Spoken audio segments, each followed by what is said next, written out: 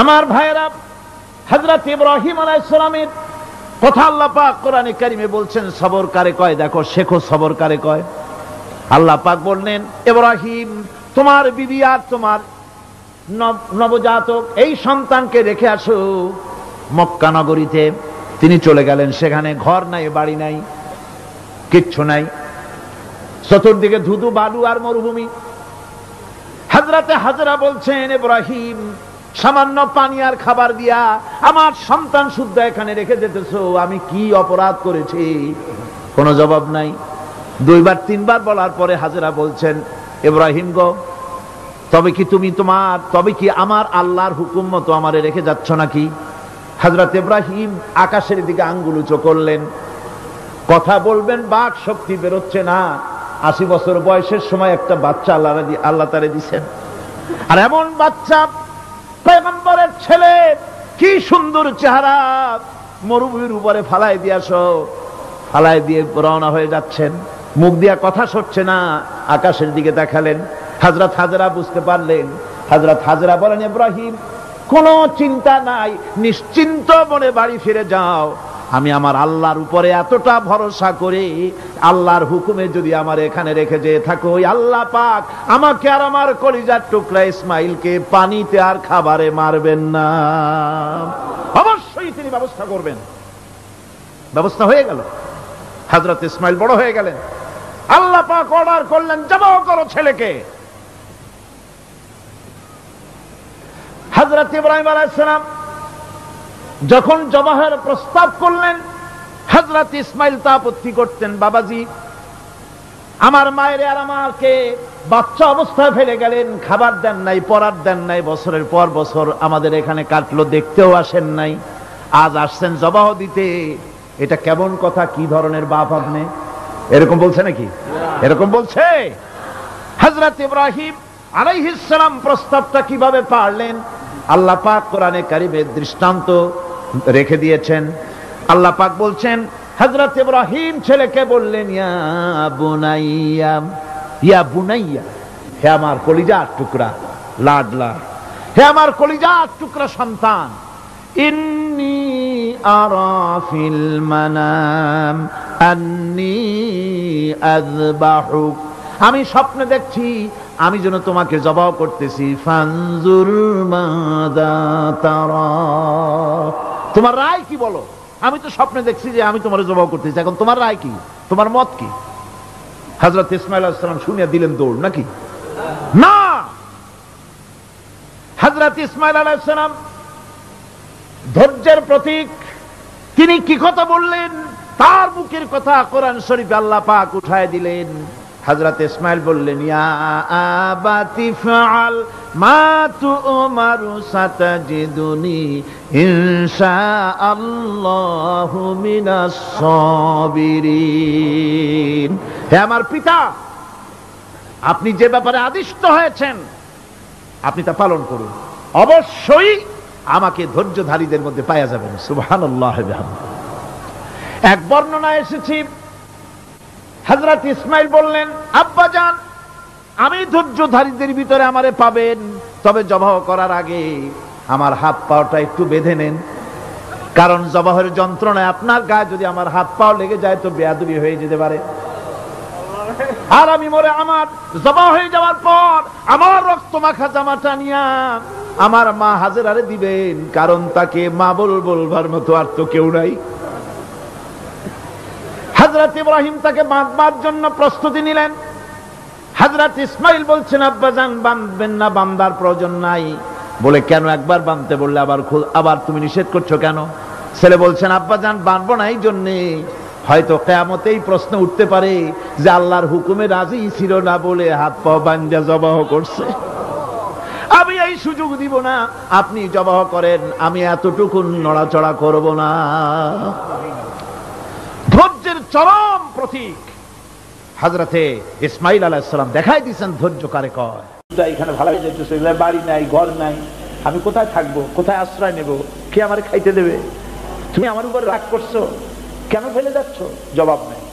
আবার বললেন কেন ফেলে যাচ্ছ? ইব্রাহিমের তো বুক ফেটে যাচ্ছে, বলতে পারতেছেন না, বুক ফেটে যাচ্ছে, সন্তান স্ত্রী এভাবে ফেলে যাচ্ছে, মুখটা মলিন।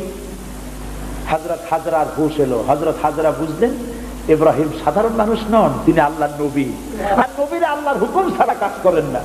প্রশ্ন করলেন, ইব্রাহিম তুমি যে আমার এখানে রেখে যাচ্ছ এটা কি আল্লাহর হুকুম? হযরত ইব্রাহিম বলছেন অবশ্যই, অবশ্যই। আর কিছু বলতে পারলেন না, উপরে আঙ্গুল টোছা করলেন, আমার আল্লাহর হুকুম তাই তোমার রেখে গেলাম। হযরত হাজরা বলেন, ইব্রাহিম মনে কোনো কষ্ট নিও না, কোনো চিন্তা করো না, তুমি নিরাপদে নিশ্চিন্তে বাড়ি চলে যাও, আমিও কোনো চিন্তা করব না, কারণ আল্লাহর হুকুমে যখন তুমি এখানে রেখে যেতেছ, আমি আমার আল্লাহর উপর এত বিশ্বাস করি যে আমার রব্বুল আলামিন তিনি যখন আমাকে মরুভূমিতে আমার বাচ্চা সুদ্ধা ফেলাই দিতে বলেছেন, আমার আল্লাহ এমন মেহেরবান যে আমার এই কলিজার টুকরা সন্তান আর আমারে না খাওয়াই আল্লাহ মারবে না।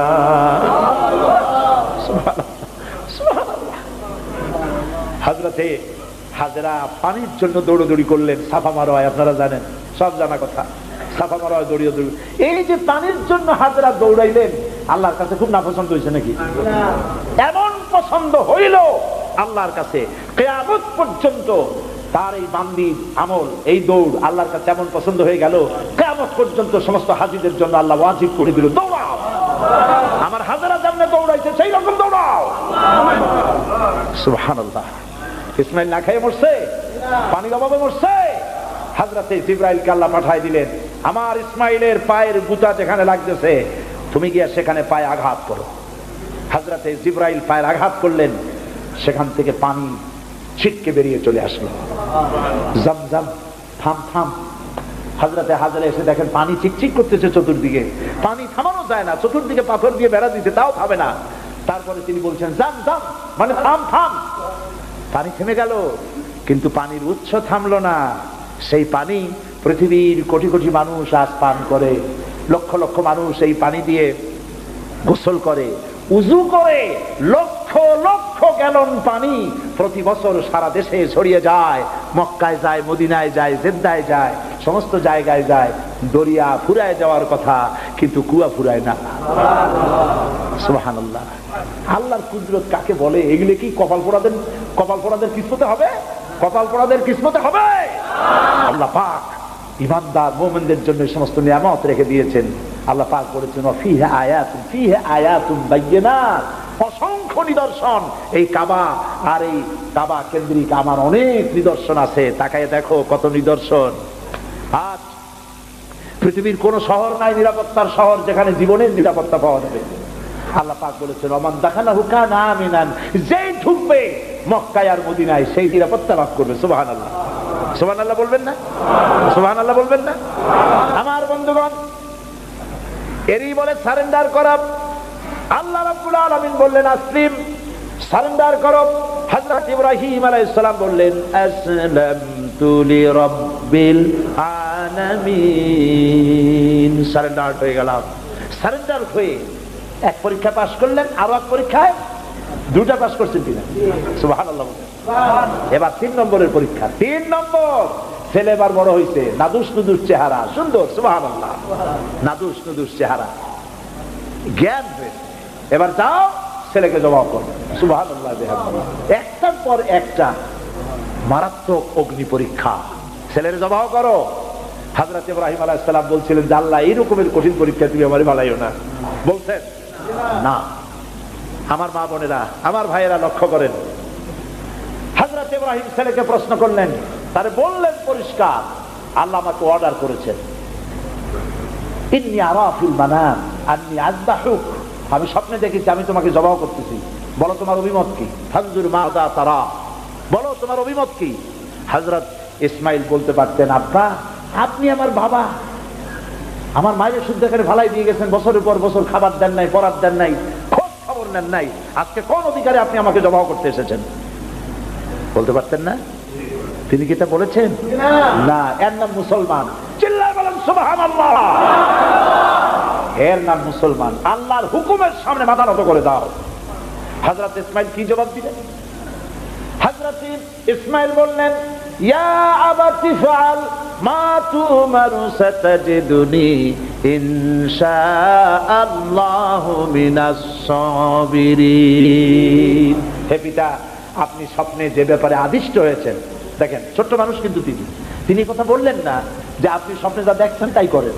তিনি বললেন কি, আপনি স্বপ্নে যে ব্যাপারে আদিষ্ট হয়েছেন আপনি তা পালন করুন।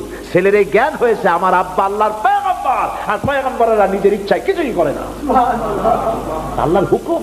আপনি আমাকে ধৈর্যধারীদের মধ্যে পেয়ে যাবেন, আমাকে ধৈর্যধারী পাবেন। আমি ছটফট করবো না, দৌড় দেব না। তবে আমার আব্বা তিনটা কাজ করেন। জবাব করার সময় আমার হাত পা বাঁধেন, যাতে করে জবাহের বেদনায় যন্ত্রণায় আমার হাত পা আপনার গায়ে লাগলে আমার বেয়াদবি হয়ে যেতে পারে। হাত পা বাঁধবেন। 2 নম্বরে আপনার চোখটাও বাঁধবেন ভালো করে, যাতে করে আমার গর্দান দেখলে এখানে ছুরি চালাইতে আপনার কষ্ট হইতে পারে, হাতটা শিথিল হয়ে যেতে পারে। বাপের কাছে ছেলের গর্দান বড় প্রিয়। বাপ তার ছেলেকে কাছে রেখে তার গর্দানের উপরে চুমা খায়, তার কপালে চুমা খায়। আপনার চোখটা বাঁধিয়ে নিয়েন, তাহলে কষ্ট কম হবে। আর 3 নম্বরে আর একটা দাবি আছে। 3 নম্বরে আর একটা দাবি হলো, আমার মা হাজেরা জনম দুঃখিনী মা, আমার কোন সন্তান তার নাই, মা বলে ডাকবার মতো।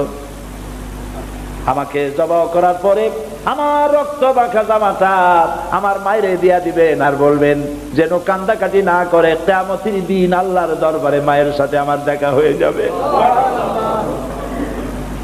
হযরত ইব্রাহিম ছেলের হাত পা বাঁধলেন, নিজের চোখ বেঁধেছেন। আল্লাহর আকাশের ফেরেশতারা তাকায় দেখতেছেন, কি সাংঘাতিক পরীক্ষা। এত বড় পরীক্ষা পৃথিবীর কোন মানুষকে আল্লাহ রাব্বুল আলামিন করেন নাই। কি কঠিন পরীক্ষা! নিজের ছেলের গলায় ছুরি চালানো বাপের পক্ষে কি সম্ভব? হযরত ইব্রাহিম আলাইহিস সালাম কোরআনে কারীমের মধ্যে রব্বুল আলামিন সুন্দর করে বলেছেন, ফালাম্মা আসলামা ওয়াতাল্লাহু লিল জাবিন। বাপ বেটা দুজনে রাজি হয়েছে, ছেলেটারে কাট করিয়া ছুরি ধরছে, ছুরি চালানো শুরু হয়ে গেছে। আল্লাহর কি ইচ্ছা আছে ইসমাইল জবাই হয়ে যাক, আল্লাহর ইচ্ছা পরীক্ষা করা। আর ইব্রাহিম আলাইহিস সালাম পরীক্ষার রেজাল্ট জানেন না, ঠিক কিনা? ছেলে জবাই হবে কি হবে না এটা কি জানা আছে? তার জানা আছে জবাই হবেই। শক্তভাবে ছুরি চালাচ্ছেন, কাটে না, গলা কাটে না। এরপরে আল্লাহ রাব্বুল আলামিন, আকাশের ফেরেশতারা কাঁদতেছে এই দৃশ্য দেখে। আল্লাহ পাক দুম্বার ব্যবস্থা করে দিলেন।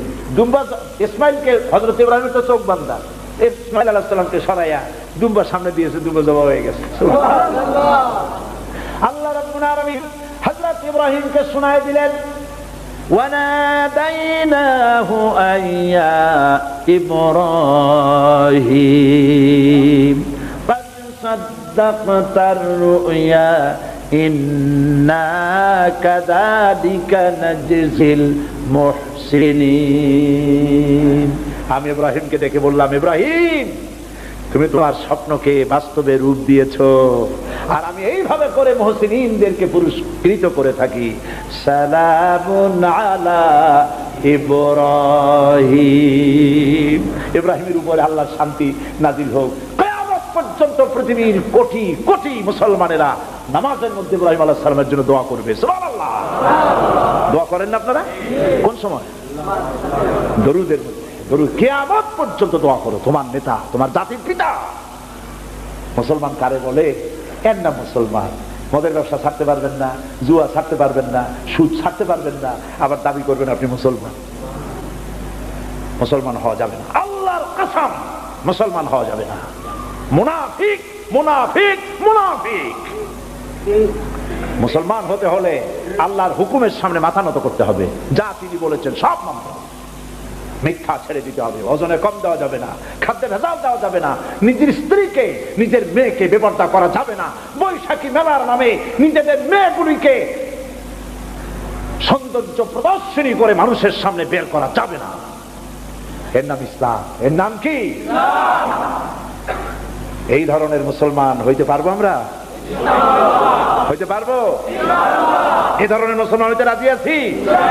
এরা কারা রাজি? আলহামদুলিল্লাহ।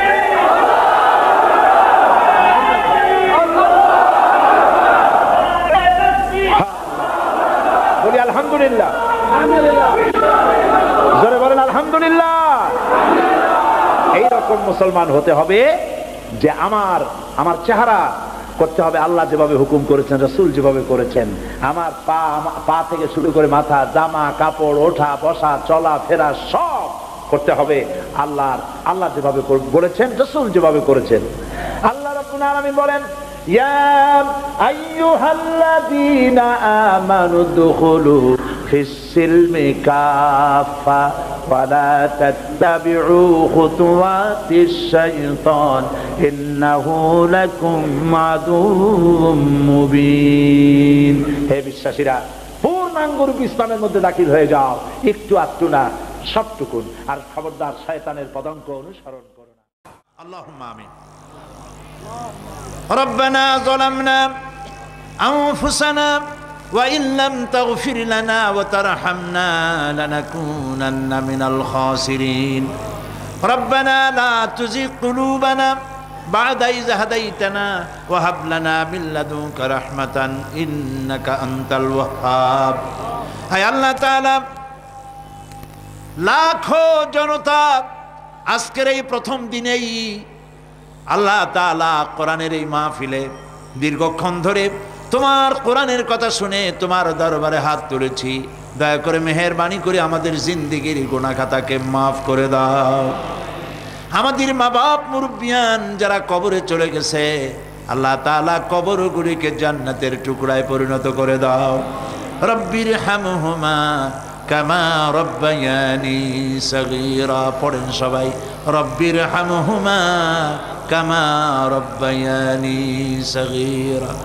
আয় আল্লাহ তাআলা, আমাদের এই বিবি বাল বাচ্চা যা দান করেছো সবগুলিকে দিনদার বানাও, ইমানদার বানাও, নামাজি বানাও, পরেজগার বানাইয়া দাও। রব্বুল আলামিন, যেই পরকালের কথা, কিয়ামতের কথা আলোচনা করলাম, সেই কঠিন হাসরের ময়দানে যেদিন পায়ের নিচে হবে তামার মতো মাটি, আর মাথার উপরে প্রকাণ্ড সূর্যের তাপে গুনাহগারের মাথার চান্দি ফেটে গিয়া মগজগুলি গলে গলে নাক কান দিয়ে বেয়ে পড়তে লাগবে। জিহ্বাটা পানির পিপাসায় কুকুরের মতো ঝুলে নাভিস্থল পর্যন্ত পড়ে যাবে।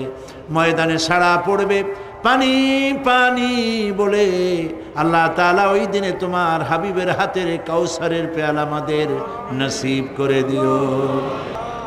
আহ जाती है फलक पर रहम लाने के लिए, आह जाती है फलक पर रहम लाने के लिए, बादलो हट जा दे दो आह जाने के लिए। रहम कर अपना ना आईने करम को भूल जा, रहम कर अपना ना आईने करम को भूल जा, हम तुझे भूले हैं लेकिन तू न हमको भूल जा। রব্বুল আলামিন, মা বোনেরা কষ্ট করে মাহফিলে এসেছেন, আল্লাহ তাআলা মা বোনদেরকে এমন আমল করার তৌফিক দাও যাতে করে কিয়ামতের দিন হযরত আয়েশা, হযরত খাদিজার সঙ্গে হাসর নসিব হয়ে যায়। রব্বুল আলামিন, এই মাহফিল বাকি 4 দিন তোমার কুদরতি নিজাম দিয়ে আল্লাহ তুমি পরিচালিত করে দিও। সারা বাংলাদেশের মানুষ বিভিন্ন জায়গা থেকে এই মাহফিল আসে। আল্লাহ তাআলা প্রতিবেশী দেশ থেকে আসে, যারা প্লেনে আসেন অথবা গাড়িতে আসেন, পায়ে হেঁটে আসেন, যিনি যেভাবে আসেন, আল্লাহ তাআলা যাতায়াতকে তুমি আসান করে দিও, বিপদ মুক্ত করে দিও, আল্লাহ দুর্ঘটনা মুক্ত করে দিও। যারা বাড়ি ছেড়ে তোমার কথা শুনতে আসে, আল্লাহ বাড়িগুলি, ধন সম্পদগুলি তুমি হেফাজত করো। রব্বুল আলামিন, তুমি আমাদের দিলের মধ্যে তোমার মহব্বত পয়দা করে দাও। আল্লাহ পরকালের ভয় পয়দা করে দাও, আখিরাতের জবাবদিহিতার অনুভূতি সৃষ্টি করে দাও। আল্লাহ তাআলা, তুমি আমাদের দেশটাকে কবুল করো।